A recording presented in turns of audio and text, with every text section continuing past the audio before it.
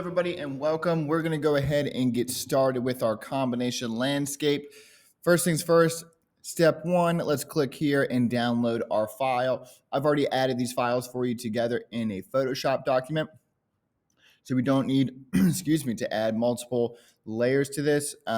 We just need to download our one file. So we'll go ahead and click download here. You should be using Google Chrome versus Safari, so you can get it right down here at the bottom of your downloads. Click, hold, drag that to your desktop. And once it's on our desktop, let's go ahead and double click to get it open. Now, as you see, everyone should look like this. You're going to have three different layers here. You're going to have your field and tree layer on top. You're going to have your mountain layer in the middle. And then you're going to have your background, which is these hot air balloons in the backpack.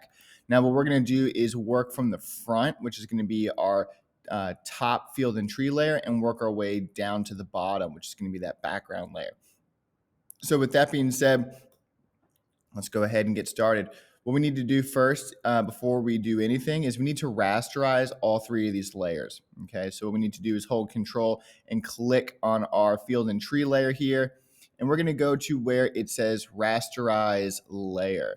Now we're going to do that same thing for mountains and background. So we're going to go to mountains, hold Control, click, Rasterize Layer.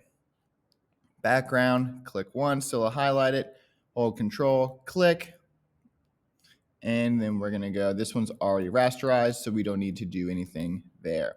So now what we're going to do is we are going to lock our background in our mountain layer because we're going to start with our field and tree layer. So I'm going to go ahead, click my little lock the background, go up to the mountains, hit my little lock, and lock that mountain. Now we're going to remove the sky from the field and the tree first. And then what we're going to do is remove the sky from the mountains. So then that way we can see our hot air balloons in our sky in the background. So we're only using this background layer for the sky and for those balloons. We're only using the mountains for the mountains. Notice how the mountains are kind of hovering up. That's on purpose. Don't move that around. And then notice that we're going to have this tree in the field be our foreground, okay, right on front, on top.